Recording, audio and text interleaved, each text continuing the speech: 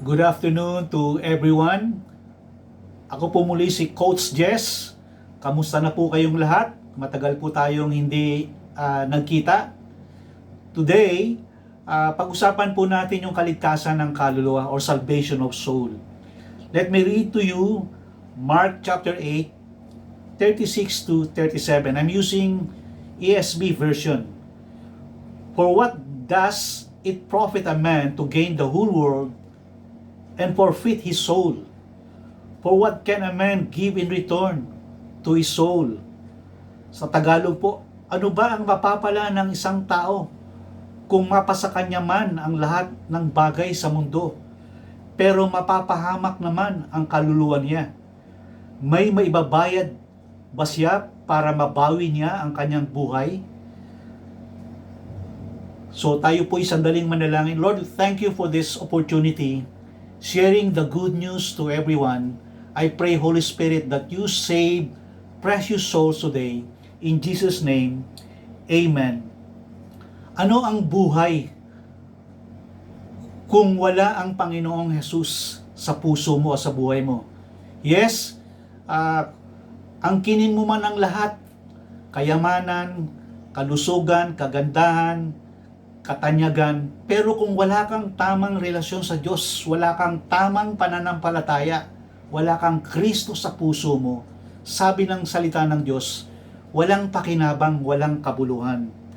Sa panahon natin ngayon, ang lahat ng kaalaman o karunungan pagdating sa 7 aspeto o 7 kayamanan ng tao, spiritual, physical, mental, emotional, relational, vocational, financial, ay mapapanood at matututunan natin sa pamamagitan ng social media or internet technologies.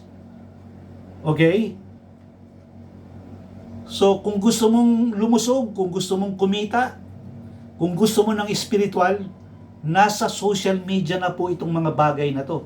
Subalit, ang sabi ng Panginoon, sabi po ng salita ng Diyos na ating binasa, angkinin mo man ang lahat ng mga bagay na to, itong kayamanan. Kung wala kang tamang relasyon, wala kang tamang pananampalataya sa Panginoong Jesus, walang pakinabang. And don't get me wrong with this, sa katunayan, itong mga bagay po na to, hindi po masama o kasalanan ang mga bagay na to sapagkat ito ay pangako ng Diyos sa tao.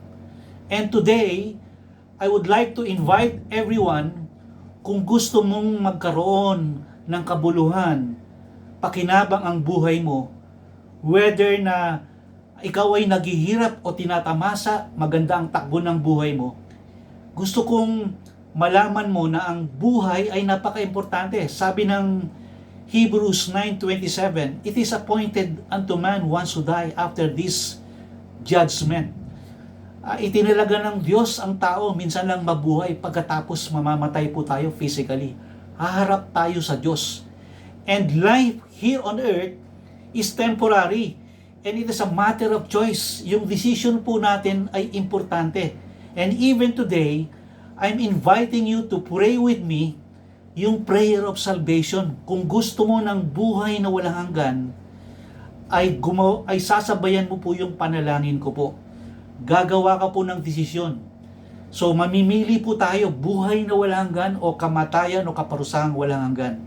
And I pray na sasabayan niyo po yung panalangin ko. Ang importante lang po ay taos sa puso po natin. Okay? Pigit po natin yung ating mata natin. Tayo po ay mananalangin. We're going to talk with God.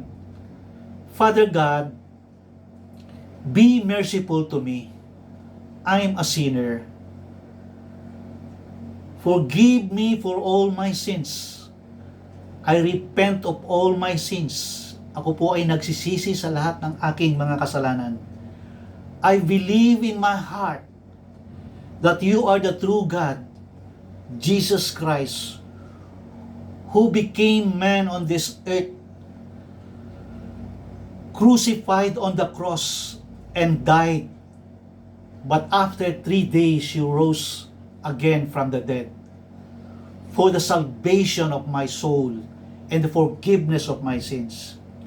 Today, I accept you as my God, my Savior, and my Lord of my life. Today, help me to transform and bless my life. Thank you so much for the everlasting life. In Jesus' name, amen and amen. Praise God. Congratulations po.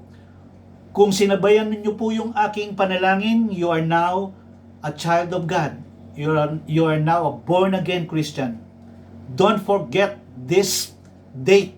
This is your spiritual birthday. We have two birthdays, physical birthday and spiritual birthday. So you celebrate. I celebrate with you.